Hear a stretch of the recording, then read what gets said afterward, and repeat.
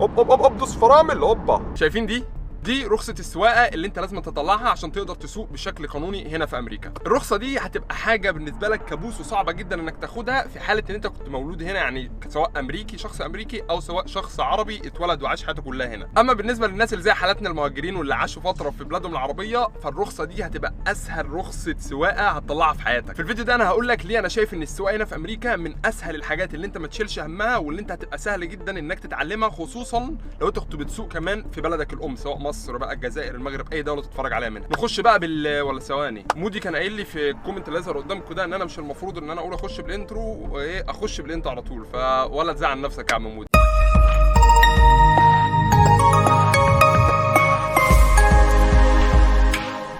يلا بقى بعدين عشان هنشوف الشوارع ونلف كده والفيديو يبقى لطيف باذن الله، واقول لك ليه الدنيا سهله والدنيا حلوه وبسيطه وكل حاجه هتعرفها. ولكن عشان تخش على مرحله انك هتسوق بقى وتبدا تتحرك، لازم أن يكون معاك 3 حاجات اساسيين في العربيه. اول حاجه اللي احنا قلنا عليها اللي هي رخصه القياده. تاني حاجه واللي انت ما ينفعش تسوق من غيرها والا دي مخالفه وهتتسحب منك العربيه، وهي انك تسوق وانت معاك انشورنس او تامين على العربيه في حال انك لو عملت حادثه. ثالث حاجه هتحتاجها وهي الريجستريشن بتاع العربيه او التوثيق بتاع العربيه، وعموما في تكساس بيبقى متعلق على الازاز القدام بتاع العربيه، ولكن في بعض الولايات بيبقى ورقي، فلازم تبقى تاكد انك معاك ال3 حاجات دول: رخصه، انشورنس اللي هو تامين، وريجستريشن توثيق العربيه. كده انت معاك ال3، يلا بينا نسوق، يلا بينا. واهم حاجه الحزام، عشان المخالفه بتاعت الحزام تقيله قوي، فاهم حاجه تلبس الحزام، صوت التكه، واحنا كده جاهزين، يلا بينا. واول حاجه انت هتلاحظها دلوقتي وانا سايق فكره الخضار اللي حواليك. دي اول حاجه، ان الخضار اللي حواليك ده بيساعدك انك تبقى مركز في السواقه، مستمتع بالسواقه وانت سايق. اصل لما اغير لين الموضوع ده كله بيديك جو كده ان انت حابب تسوق وحابب تشوف المناظر دي وانت سايق. فدي يعتبر اول حاجه هتساعدك اساسا ان انت تبقى عارف تسوق باريحيه وانت سايق. فكره برضو ان الطريق ده مخصص بس للعربيات، فكره ان مفيش ناس بتعدي، مش واحد بيعدي لو حصل لا قدر الله خبطته كده انت مستقبلك ضاع وكل حاجه ضاعت. فالفكره دي بتريحك انت كشخص سايق ان انت مش شايل هم الا العربيات، انت مركز مع حركه العربيات بس. فكره ان العربيه دي هتحود يمين، العربيه دي هتحود شمال، ده طريقي ده طريقها وكل حاجه زي الفل.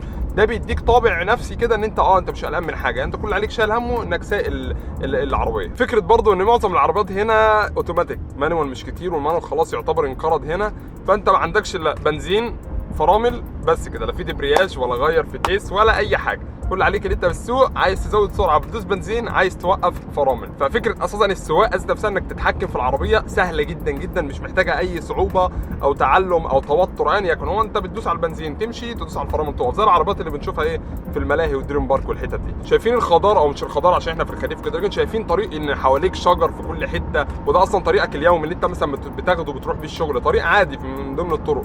فدي بتخليك عندك اريحيه او فكره ان انت انا سايق وانا مستمتع ان انا سايق على الطريق. الشجر حواليك كده والدنيا والجو صافي ومعرفش ان يكن، وكمان بقى في الربيع والحاجات دي كل الشجر انت شايفه ده بيبقى اخضر ملون ورد وحاجات. فكل الحاجات دي بتخلي السواقه مش هم انت شايله وانت نازل تسوق ان الزحمه ومش عارف ممكن يحصل لي حاجه ومعرفش، لفكره ان هي بتتحول لفكره انك بتستمتع وانت سايق، بتستمتع بحاجه اسمها سواقه. طبعا الطرق بتبقى متقسمه حاجتين: الطرق الداخليه اللي احنا ماشيين عليها دي اللي هي الطرق العاديه اللي بيبقى ليها سبيد ليميت معينه او سرعه معينه، بتبقى 45 مايل مثلا في الساعه، 40 30 على حسب المنطقه وعلى حسب حواليها بيوت ولا لا. والنوع الثاني هو الهاي واي او الطريق السريع او الدائري زي ما بنسميه، اللي هو الطريق السريع اللي بتاخده بقى تطير عليه، اللي هو السرعه بقى بتبقى فيه 70 و80 والكلام ده كله. فالطرق بتبقى حاجتين: يا الطريق الداخلي يا اما الهاي واي اللي هنخشه كمان شويه. ده شايفين اتوبيس المدرسه اللي على يميني ده من ضمن برضو الحاجات اللي في السواقه، ان شايفين الستوب ساينس اللي على الجناب، اعتقد ان انتوا شايفينها في حاجات حمراء على الجناب دي بمجرد ما بتتفرد كل العربيات اللي ورا الاتوبيس ده لازم تقف بالقانون عشان خاطر الاطفال اللي هينزلوا من الاتوبيس او هيك. وده يخلينا نروح لفكره النظام والقوانين المحطوطه. يعني على سبيل المثال انت عارف ان انت سايق، انا سايق في اللين بتاعي، كل واحد للين بتاعه ومحدش بيخش فيه، مفيش صوت زمامير عمالين يزمروا لبعض وبيب بيب بيب بيب والشغل ده، مفيش الكلام ده، كل واحد ماشي في طريقه عارف هو بيعمل ايه. ليك سرعتك المحدوده، على سبيل المثال اليمين دي 45 سبيد ليميت زي ما مكتوبه، انت عارف الطريق، عارف كل حاجه، انت مش محتاج حد يعلمك اي حاجه، مش محتاج اي حاجه، كل حاجه متعلمه ومنظمه. هتمشي في اللين بتاعك، معاك خريطتك اللي على التليفون، او لو انت عارف الطريق اوريدي تسوق، الدنيا زي الفل، طريقك اهو، عندك علامات باسماء الطرق، كل حاجه منظمه بحيث انها تساعدك انك تسوق باسهل طريقه ممكن تسوق بيها.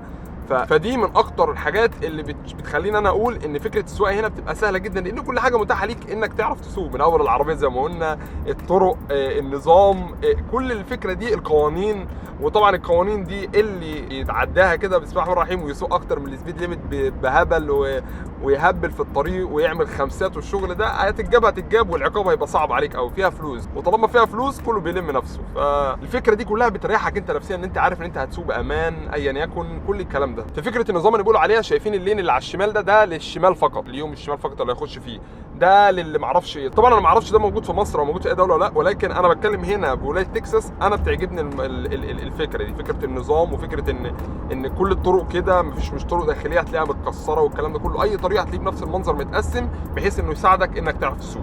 طبعا الساعه دلوقتي 4 ل10، فهتلاقوا ملاحظين ان دي الزحمه الكبيره بتاعت الراش اور، وبالذات الحته اللي احنا داخلين عليها دي هتبقى زحمه جدا لسبب معين هقوله لكم دلوقتي. السبب اللي مخلي الحته دي زحمه في الوقت ده هي الساين اللي عماله تنور فوق اللي انتم شايفينها دي، مكتوب عليها سكول.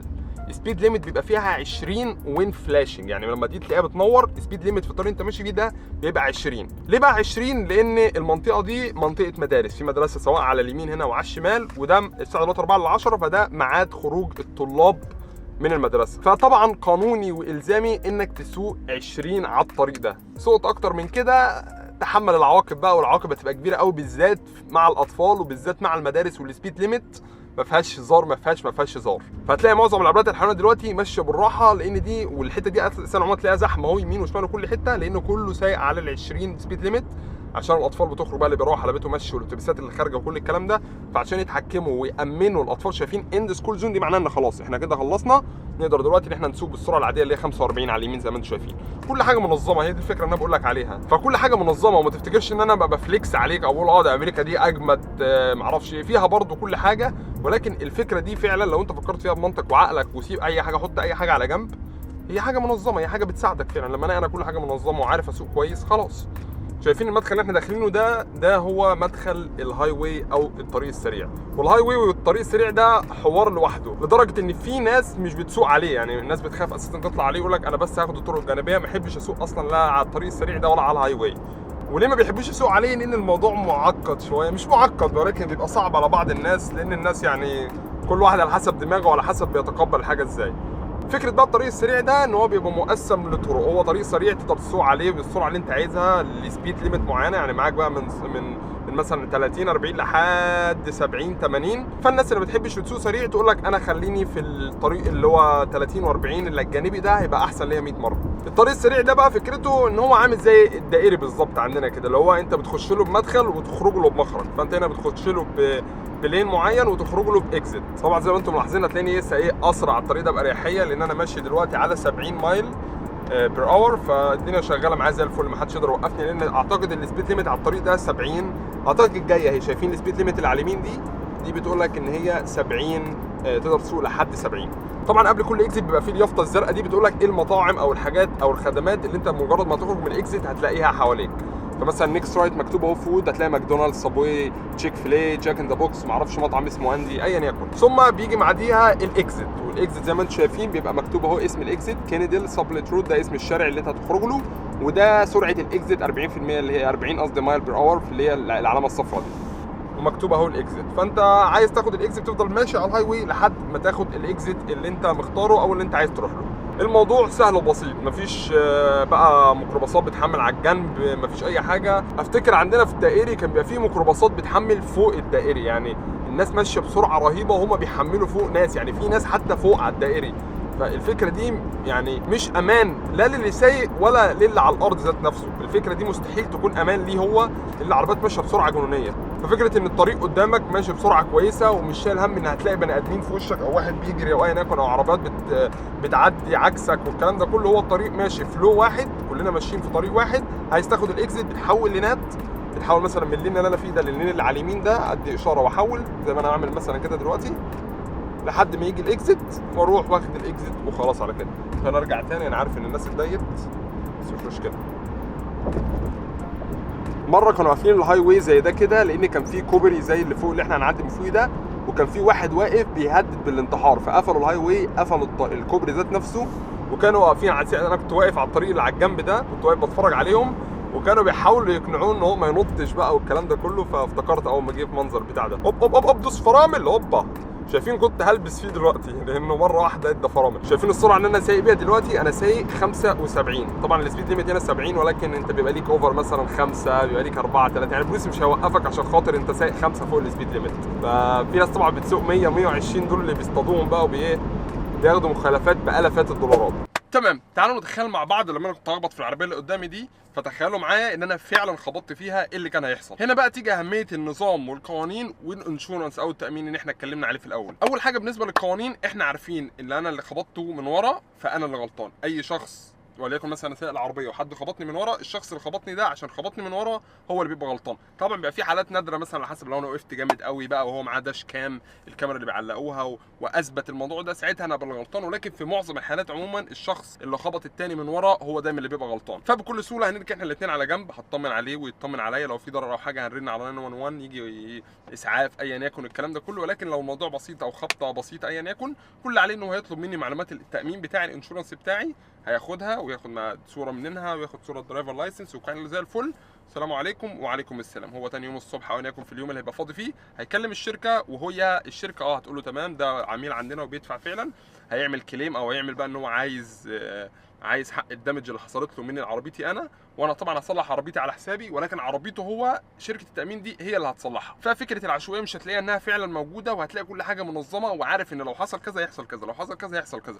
مفيش شك ان في حاجه مثلا ساعتها هعمل ايه، مفيش الكلام ده. شايفك انت اللي داخل تكتب كومنت دلوقتي تقول لي بقى اشبع بامريكا بتاعتك دي وخليك في جنتك ومش عارف ايه، بكره تموت مع الكفار والكلام. الكومنتات اللي انا بشوفها دي ساعات بقرا الكومنتات دي لو فعلا بحزن، بس مش بحزن عشان خاطر الكلام جالي، بحزن على عقليه الشخص اللي اتكلم وقال الكلمتين دول. لانك لو بتاخد كلامي فكره ان انا بحاول بقى اللي هو انا هنا انا عايش يا جماعه والدنيا زي الفل، فانت تبقى غلطان. لان انا جالي كومنت على الفيسبوك قبل كده من شخص معين وكان سيء الظن جدا وفاكرني بعمل حاجه دي ومجرد ما رديت عليه وقلت له ان انا بعمل حاجه دي عشان لو شخص بيتفرج عليا وهو فعلا عايز يجي وجه يبقى على الاقل عنده فكره معلومات، مش نازل اعمى. فيعني قبل ما تكتب اي حاجه فكر بعقلك الاول الشخص اللي قدامك ده بيقدم ايه، وهل هو فعلا قاصدها ولا ايه.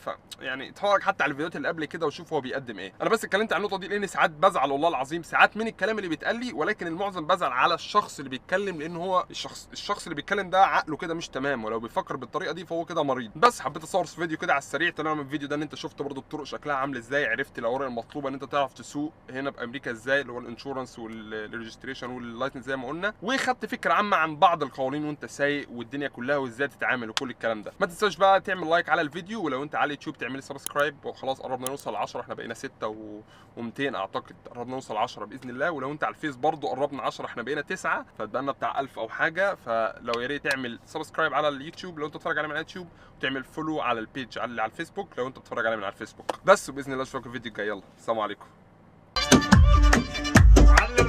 علي المايك واعمل لايك اعمل لايك. رحت عند الشاذلي لبسني اديداس والنايك الاوفر سايز اوفر سايز كله